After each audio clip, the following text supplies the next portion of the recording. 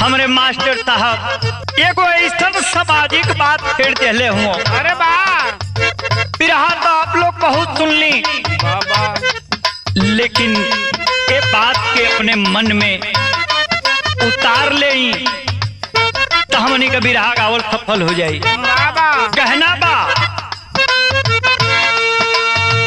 बाबूजी के ठोकर बुझे,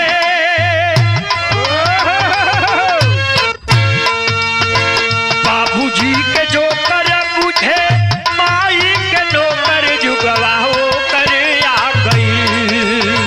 बाबा के जोकर बुझे, माई के नौकर जुगवा हो कर आ गई। बाबा के जोकर बुझे, माई के नौकर जुगवा हो कर आ गई।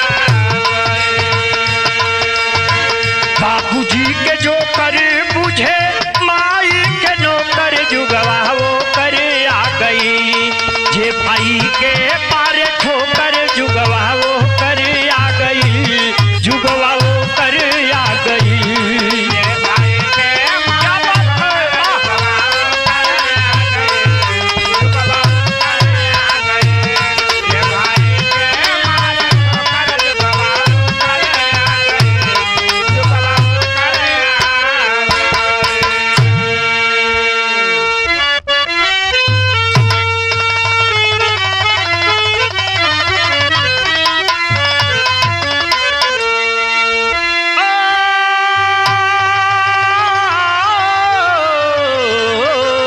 हो राम।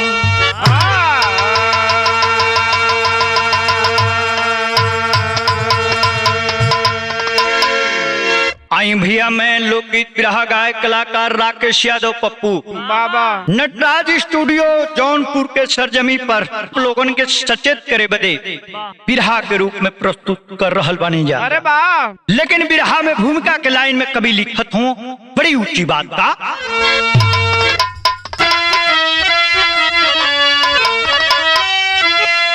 जानवर भी संभल जाता ठोकर को खाके, नर पशु से भी बदतर क्यों होने लगा है। हया लाज की ना फिक्र है तनिक भी, आबरू स्वार्थ में अपना खोने लगा है। जमाने का डर है न मर्यादा कुल की, आह जीवन की अनमोल खोने लगा है।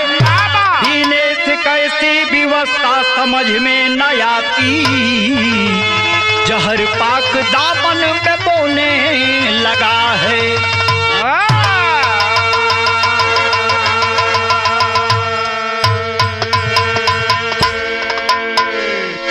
जमाने का डर है न मर्यादा कुल की, राह जीवन की अनमोल खोने लगा है। जीने से कैसी व्यवस्था समझ में न आती, जहर पाक दामन में बोने लगा है। ये बाबूजी कभी के हम समझाई का। गजल के लाइन में कहना बा मार साहब का।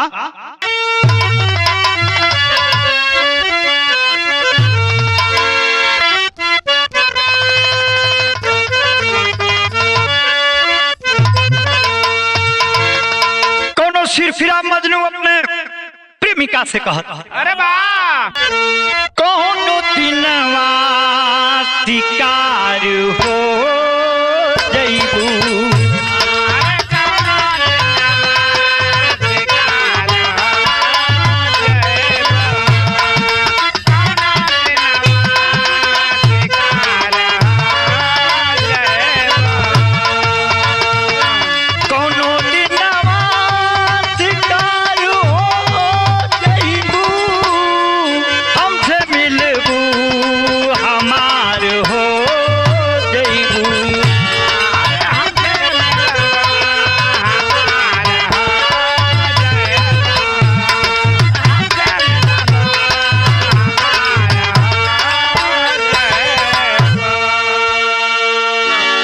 बिरहा प्रेमी आप लोगन के मन के गुदगुदावे बदे रहल, लेकिन भाव के तरह सुंदर कवि जी लिखत हो, गौर करे वाली बात हो का।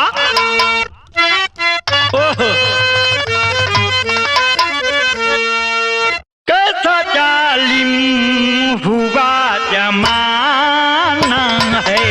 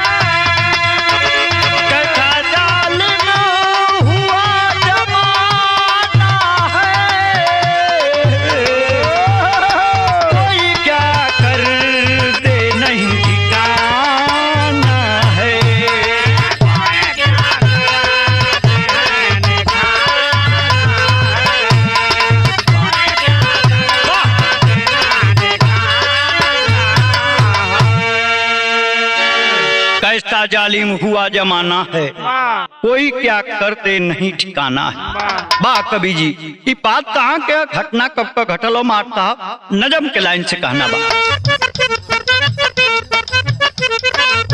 कलंकी कल जुयाज असर है दिखाता जी, जो ना समझा वही दलदल में फंस जाता जी।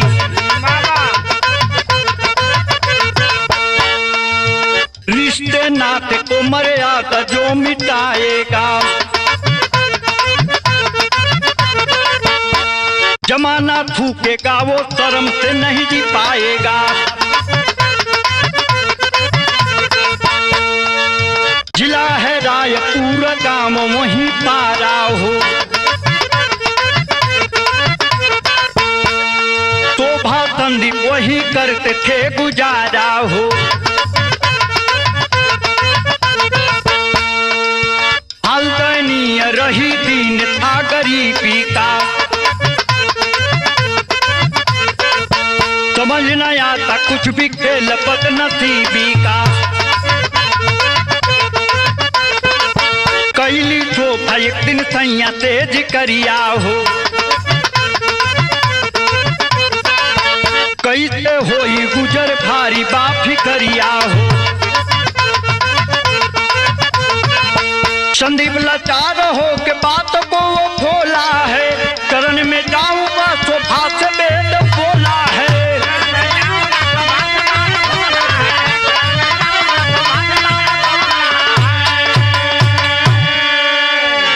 ए भैया बात के समझ लिहल जाओ। जिला है रायपुर, बाबा गांव वहीं एक बड़ा नामी गिरामी गांव जिसका नाम पारा बताया गया। बाबा शोभा संदीप वहीं पति पत्नी के रूप में विराजमान है। वाह ए भैया बढ़िया से जीवन यापन होत हो, लेकिन गरीबी पीछा नहीं खींच छोड़त। वाह कुछ दिन जब बीतल हो, शोभा एक दिन सैया से कहत तारी ये बलम जी ऐसे गुजारा कहिया ले हुई, बाबा अब जौन है कि कुछ और व्यवस्था कर, जाके शहर में कहीं कमा धमा कि जिससे परिवार बढ़िया से सकुशल रूप में चले लगे। बाबा ए भैया लेकिन बिरहा में गीत लगत हो, बड़ी नई धुन बा धमाका मचाए बा मार्केट में। कैसे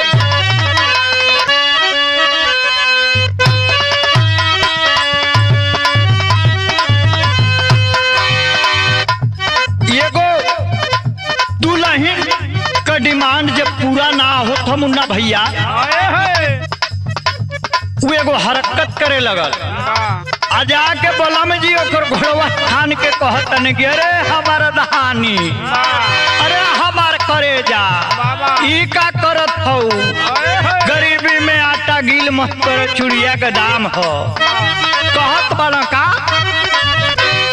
सिलवट पे चूड़िया फोरे लुए जान, सिलवट पे चूड़िया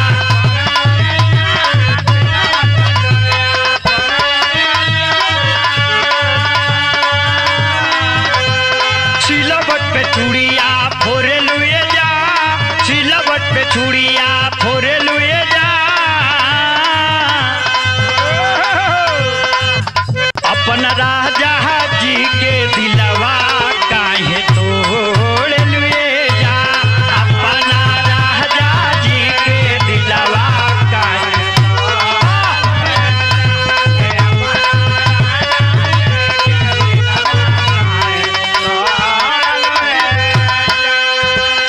ई तो बिरहा प्रेमी आप लोगन के मन के गुदगुदावे बदे तर्क का भाव रहल है, लेकिन फर्ज बिरहा में डूब के कभी लिखत हो कितना सुंदर। कैसे बोला सन दीप हाथ धनिया कथा,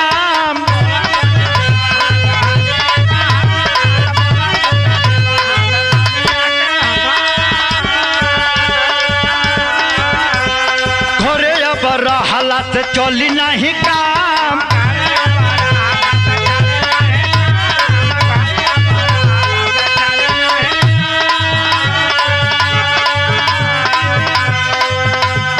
बोला सन दीप हाथ धनिया कथा, घरे अब रहला से चली नहीं काम। दिनवा माहुर जैसे काटे ना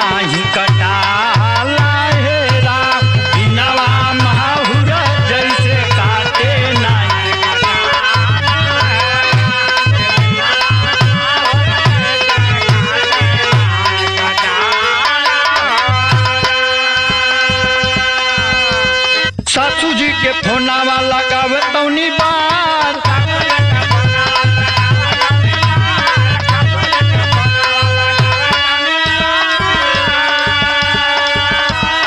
कमावा धरा द हमके बानी होला चार।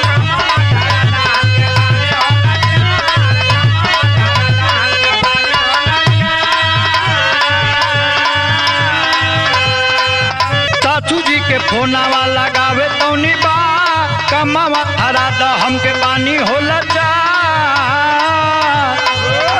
तदीनावा माहुरु जैसे काटे नाही कटाला है।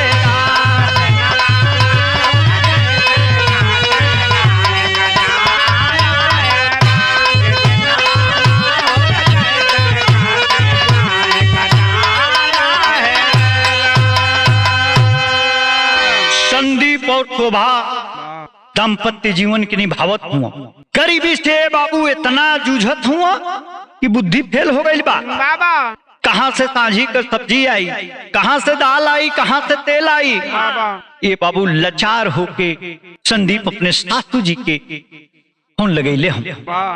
सासू जी जो है किस शहर में रहता है, बाबा अच्छा इनकम बा उनका, बाग बगीचा फुलल। आहो ये कहला कि ऐसा न कि हमके कोनो रोजगार आप दिया दें, अगर फरमाइल जाए तो हमन का जान भूख से चल जाए, बाबा और कोनो सहारा केहू नहीं मिलो। सासू जी कहले कि बाबू दमाद देवता जल्दी गाड़ी पकड़ा, हमारी लगे चली आओ। तोरे खातिर ते दुनिया संसार का सगरी फैक्ट्री बा, कहीं कहब तो वहां लग जाई नौकरी। ये बाबू ई भागल गईल हुआ, लेकिन तर्ज बदलत हमार तब कैसे बा।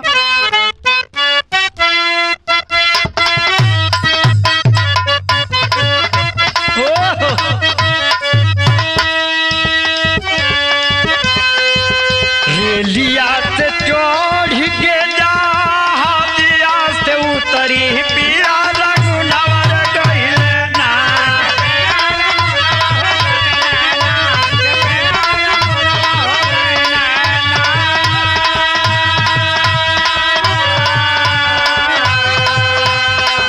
रेलिया से चढ़ के जा, हाजिया से उतरी पिया रघुनवर गइले ना, पिया रघुनवर गइले ना। हमारी झूलनी के हो करनवा, पिया रघुनवर गइले ना।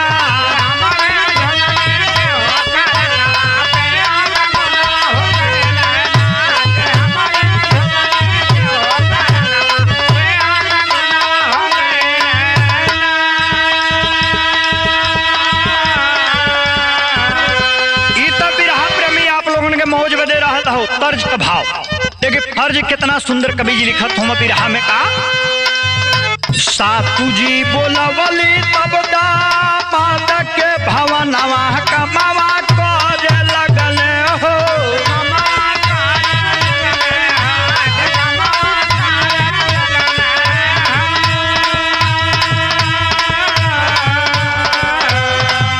सासू जी बोलवली तब दामाद के भवनवा, कमावा करे लगले हो, कमावा करे लगले हो। बीते लागल दिन महीनावा, कमावा करे लगले हो।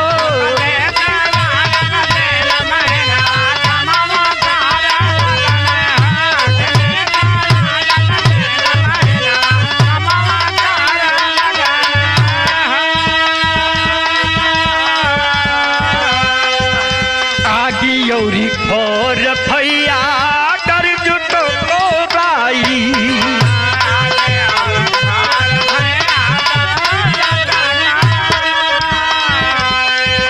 पौरी है जरूर नहीं रोकल रोकाई।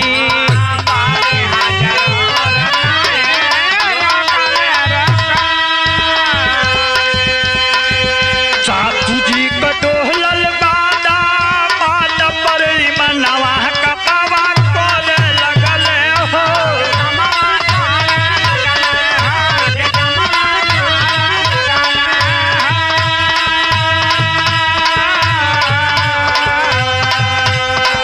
सासू जी का डोहलल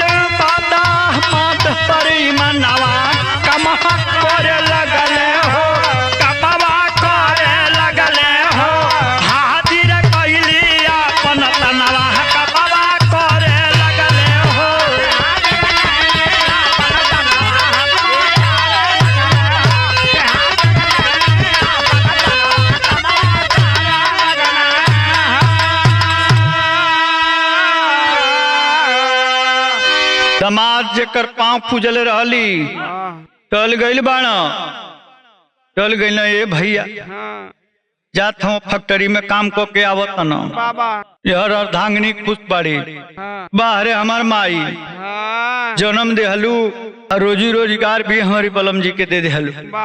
धन्य है महामार देवी, खूब खुशी से एकदम घर में फूले नहीं समात आ इधर जौन भतार गइल बा सासू जी का मन आ गई अपनी दमदवे पर। जब आ गई है भैया राम है मिठ मिठ बोले बात बिगड़े लगल सासू और दमाद में प्रेम प्रसंग चले लग बाबा। लेकिन कवि जी के रहना गई हंसत हंसत एगो धुन डालत हुआ।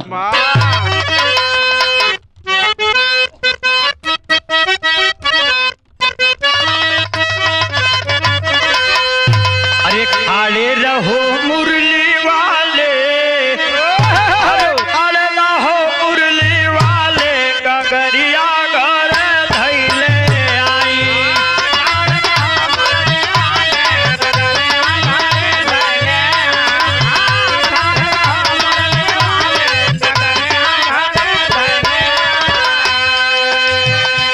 लेकिन उससे सुंदर भाव कवि जी लिखत हो बिरहा में गौर करे वाली बात हो बिरहा प्रेमियों जवन न चाहिए है कोइले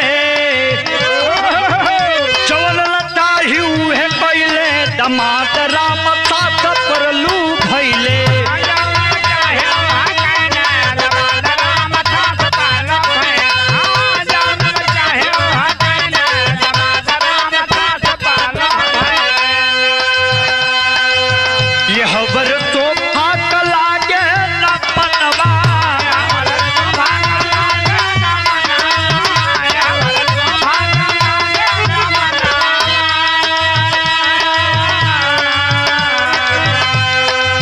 एक दिन अली उमाई के भवनवा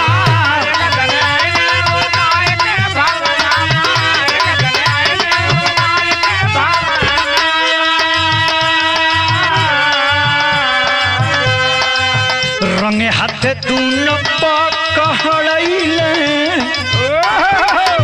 रंगे हाथ दून पकड़ैले दमाद राम साथ परलू भइले।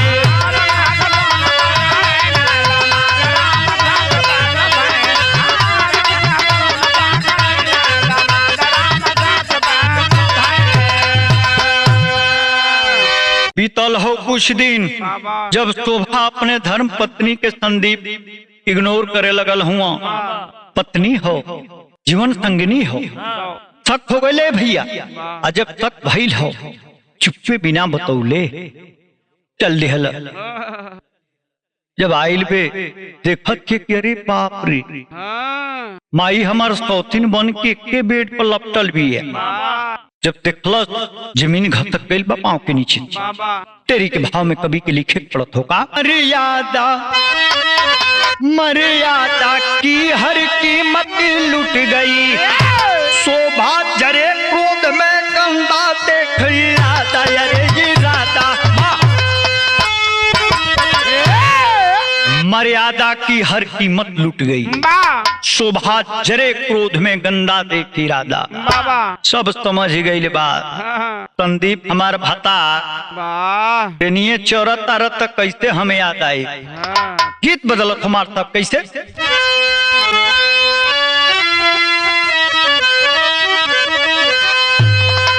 अरे पैजनिया गिर कहीं नारी में हो अरे पैजनिया गिर गई नारी में झूलनिया बहतवारी में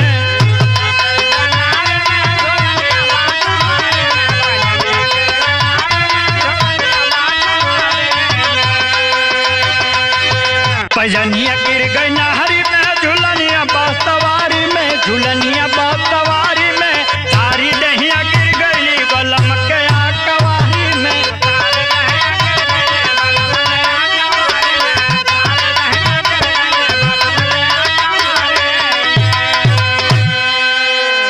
लेकिन ये तर्ज रहला आप लोगों के मन के गुदगुदावे बदे। लेकिन भाव कितना सुंदर लिखत हूँ कवि जी। अरे कमने मुहवा से कहावतो के हम माई हो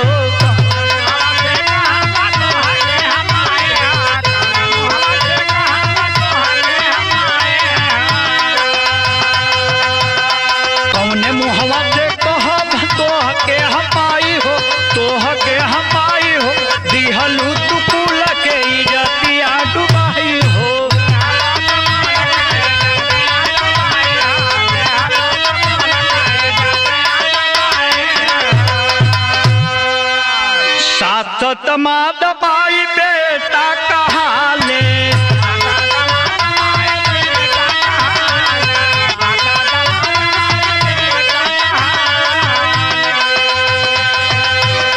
लागो तलाज हमके छतिया हजारा ले।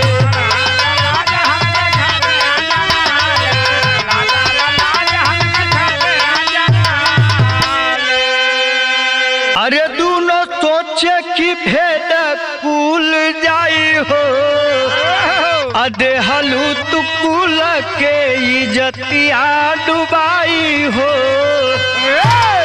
ए भैया, जब शोभा अपनी महतारी पर गरजल बा, संदीप और शोभा कमाई की का कैलू है महतारी। एक दिन पाँव पूजलू, अपन दामाद बनौलू, आज सजना बना लेलू, तो हमारा संगीन का बियाह काहे कैलू, हमार साजन के बा, एकर जवाब दे दो। का कैलू हम किससे का कह सकिल बाबा। लेकिन ये बाबू विचार दोनों को बदलल हो।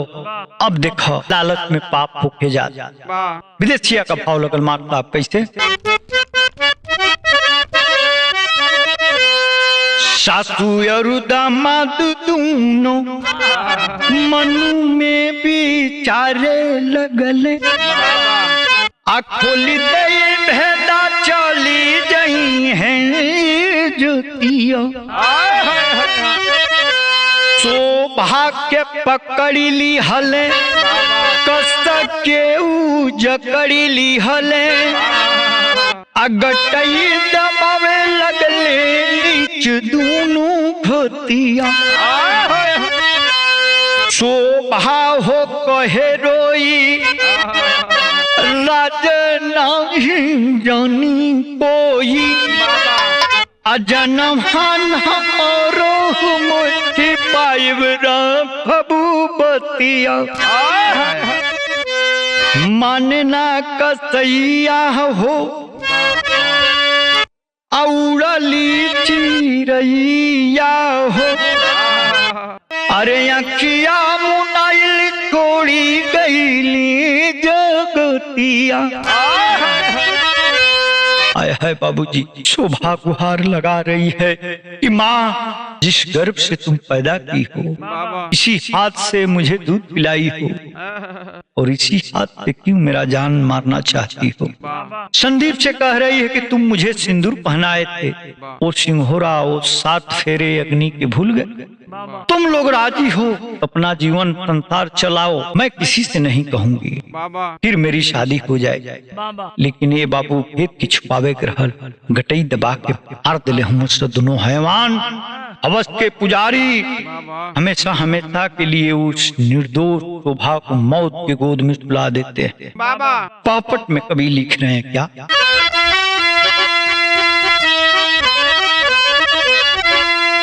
हो तू सवेरे दिहल स्वर जाई जाल फैलाई हो, सुन के जुटलन हो गवाई और लुगाई जाल फैलाई हो।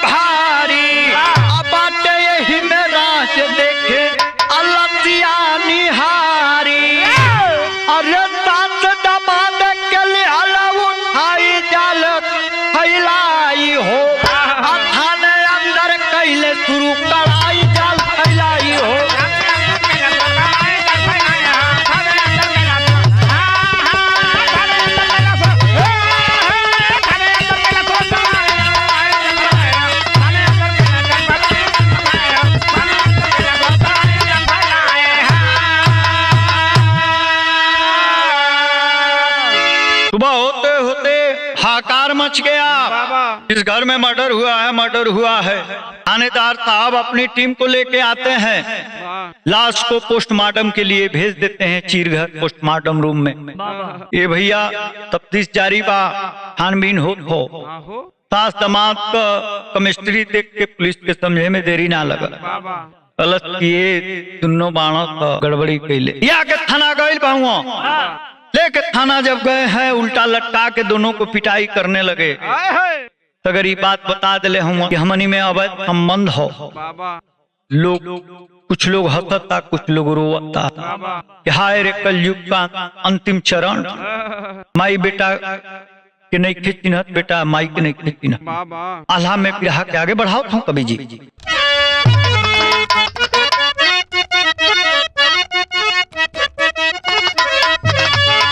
अरे साथया दमाद का पावन प्रीतिया भैया बाबा जे कला बखान कर जगा सनसा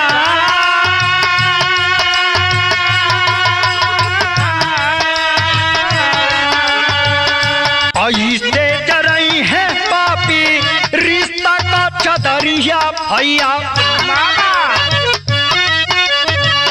धरती रना तल जाई है तू ना तरका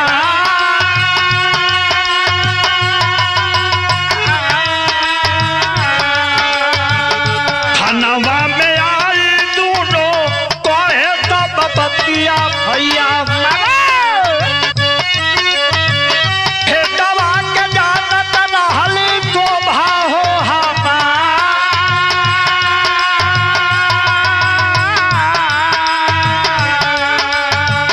होके मजबूर साहब मरल जजनवा भैया चुप जब दरोगा सोचे खई के कापा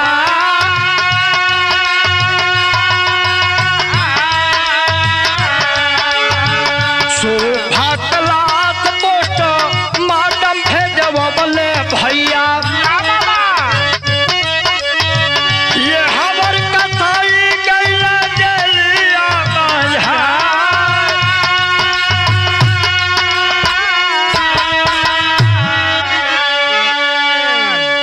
थानेदार साहब जब क्लास ले ले बनो तगरी तोता जैसे बयान कर देना तो जुलूम हाय हाय मचलबा कैसनो होला ये कलयुग का अंतिम चरण बहादुर भैया थजक रहला काम बा केहू को भरोसा कईल ठीक ना हो नाव पानी में रही को बालू पा आ जाए खड़ी के भाव में बिरहा का समाप्ति करता हूँ कवि जी।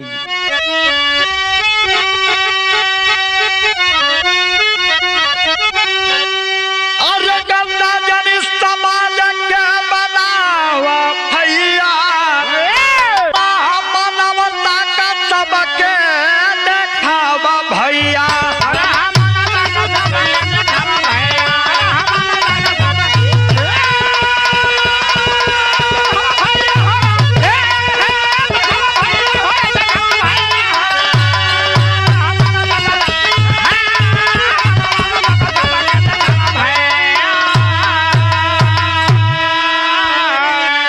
अनमोल होला दुनिया में रिश्ता नाता आ कैसे बनवले हुई है सोच के विधाता और सभ्यता का दिया ना जरावा भैया और मानवता का सबके देखावा भैया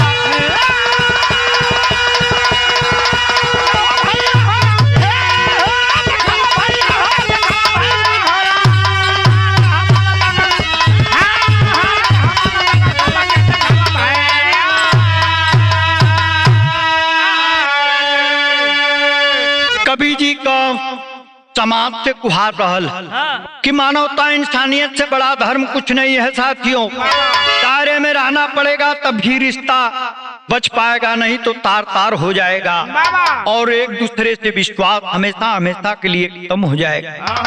लोग खून के प्यासे हो जाएंगे, हवस के प्यासे हो जाएंगे, तो फिर बहन की आबरू कैसे बच सकती है। कुसुम परा स्वामी गुरु जद्दू कैसा हुआ समाज, कभी दिनेश सुरेंद्र काशी आवे सुन के लाज हो, मर्यादा का हर कीमत लुट गई, राकेश यादव पप्पू बदलो चराई